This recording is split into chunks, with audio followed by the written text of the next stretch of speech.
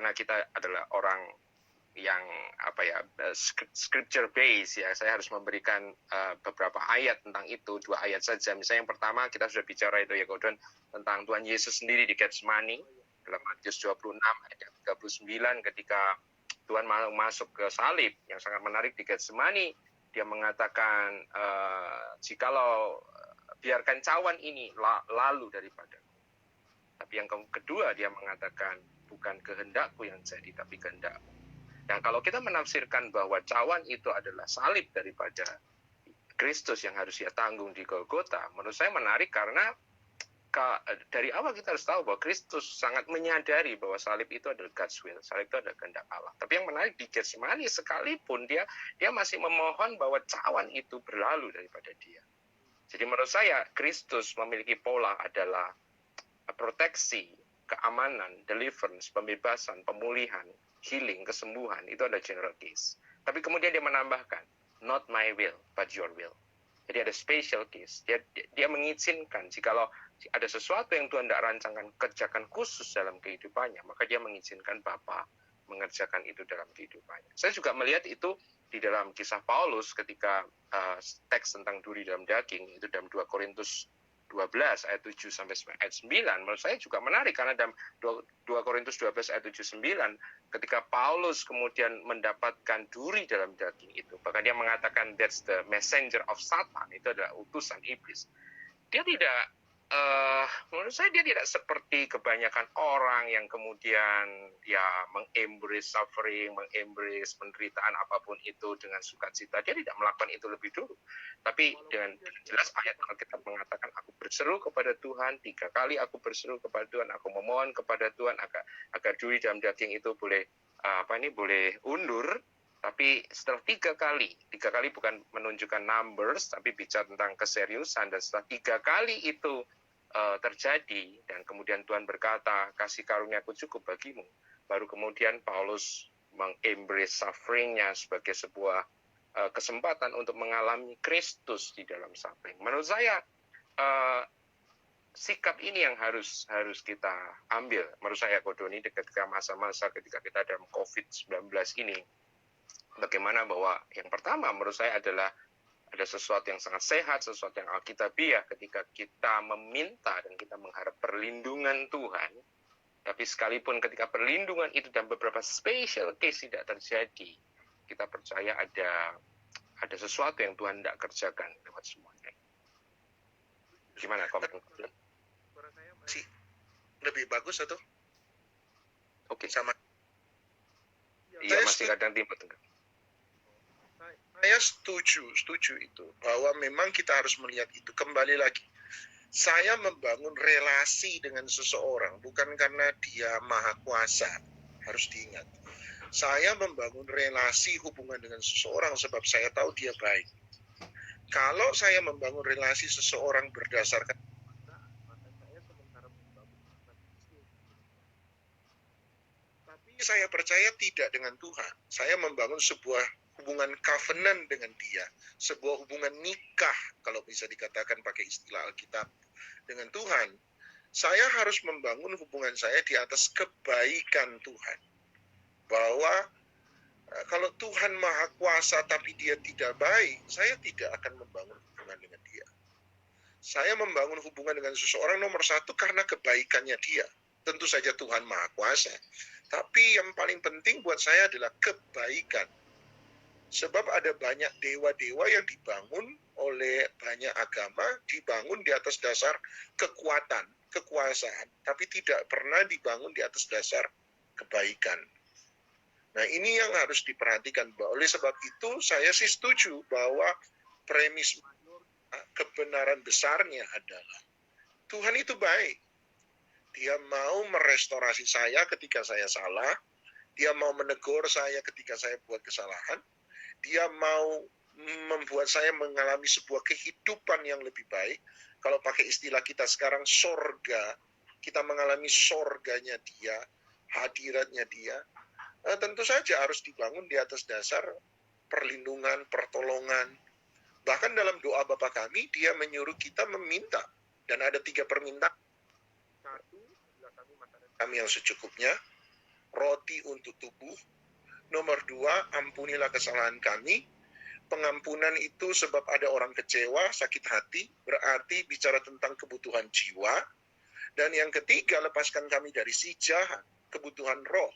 3 kebutuhan itu harus dipenuhi, kebutuhan tubuh, jiwa, dan roh. Yesus datang bukan hanya memenuhi kebutuhan roh kita, bukan hanya untuk melepaskan kita dari kebutuhan jiwa kita, tapi juga memberi kebutuhan jasmani kita, tubuh. 3 hal itu, tubuh, jiwa, dan roh. Dan buat saya, Paulus juga mengatakan hal yang sama, roh, jiwa, dan tubuhmu harus terpelihara sempurna sampai kedatangan Tuhan Yesus kelak. Ini kan itu.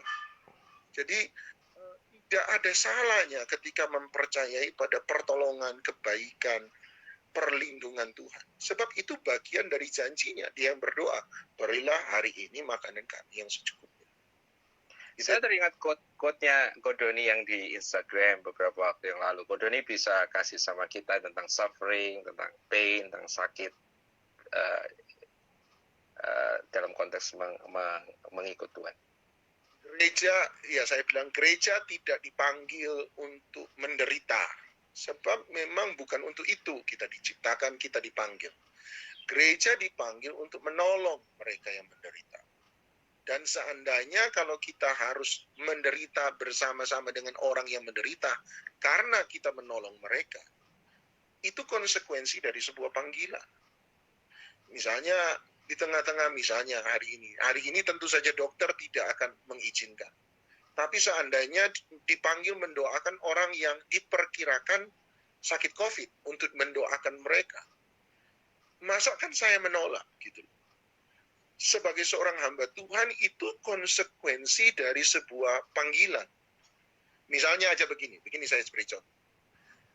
Kalau hari ini dokter ahli paru-paru menolak untuk mengobati, merawat orang yang sakit COVID, itu sesuatu yang sangat memalukan. Kenapa? Sebab kamu adalah dokter ahli paru. Itu bidangmu, itulah tujuan engkau mengabdi, itulah panggilanmu. Kalau tentara, negara sementara perang, tiba-tiba tidak mau pergi ke medan perang, itu namanya desersi, lari dari tugas. Kita sebagai gereja sama, dipanggil untuk menolong. Kemudian kita tidak mau menolong di masa-masa orang menderita hari ini, itu sesuatu yang memalukan. Itu tidak menghidupi panggilan kita. Kalau tentara kita ini udah pangkatnya, atributnya. Sebab identitas kita memang harus seperti itu. Kalau ada kejahatan, ada peperangan, kamu rakyat biasa lari, itu biasa, rakyat biasa. Tapi kalau ada musuh nyerang kamu tentara lari, itu keterlaluan. Sebab tentara sama, kita ini gereja. Panggilan kita apa? Identitas kita apa? Dan buat saya, kita akan menghadapi itu, menolong orang yang menderita. Itu sebabnya pula saya percaya pada proteksinya Tuhan. Bukankah dia berkata, apabila kamu memberitakan Injil Kerajaan Sorga, kamu tumpang tangan atas orang sakit, maka orang sakit sembuh. Kesembuhan itu terjadi bukan karena saya sementara biasa-biasa, tetapi saya sementara menjalankan tugas memberitakan Injil Kerajaan Sorga. Maka baru setelah itu dia berkata, engkau tidak akan mati karena ular racun dari ular, racun menjalankan. Dan saya pikir gereja masa-masa ini adalah kesempatan besar untuk jadi gereja. Gereja punya kesempatan sangat besar untuk menolong orang lain. Mungkin tidak bisa menolong mereka di rumah sakit, sebab itu bukan keahlian kita. Kalau Anda dokter, Anda perawat, itu panggilan Anda. Tetapi saya, kalau apa yang saya bisa kerjakan dan lakukan, jadilah gereja. Pesan saya selama ini, selama COVID adalah, be the true church. Jadilah gereja.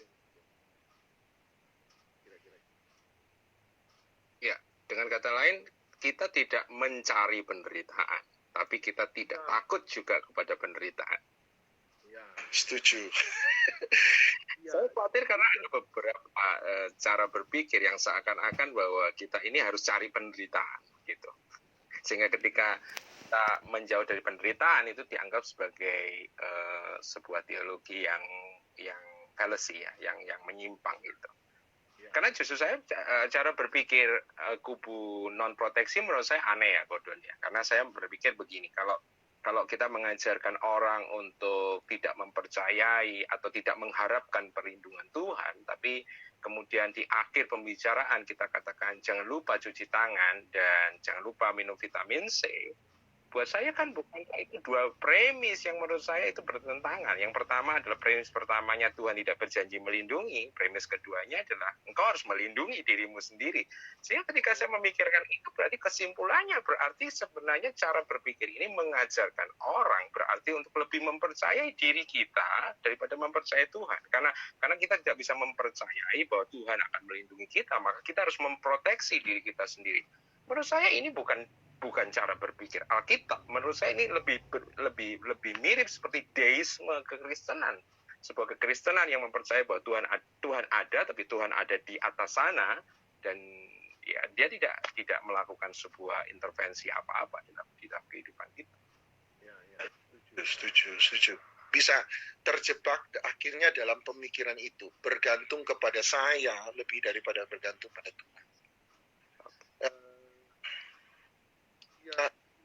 Saya memang masih terjadi kebingungan untuk menyeimbangkan. Keseimbangan itu sesuatu yang sangat sukar. Tapi ya itu satu titik berani tapi bukan tidak peduli dengan protap yang ada. Tapi di satu sisi saya juga bukan berarti saya hari ini ikut imbauan pemerintah, saya stay at home, bukan berarti saya juga ada di dalam ketakutan. Tidak. Tapi bagaimana saya menjalani itu semua tetap dengan iman saya. Saya menjalani itu semua dengan iman saya. Nah, itu yang tidak mudah, menemukan keseimbangan antara jaga imun, jaga iman istilahnya. Dua-dua, tapi bagaimana dua-dua itu saya percaya bisa berjalan bersama-sama tanpa kontradiksi. Yang membuat kontradiksi adalah ketika kita menekankan yang sebelah lebih daripada yang lain. Ya sehingga mungkin A atau B. Tidak ada A, B. Tidak ada. Kalau pakai, mungkin saya lebih bisa mengungkapkan gini ya, Gordon ya. Beriman tanpa menjadi bodoh, berhikmat tanpa menjadi ketakutan. Beriman tanpa menjadi bodoh, berhikmat tanpa menjadi ketakutan. Setuju. Oke, Kodoni, di layar saya sudah ada pemberitahuan bahwa ini akan segera berakhir. Thank you buat waktunya, buat share sama kita. Mungkin maybe next time kita bisa jumpa lagi dalam topik yang berbeda.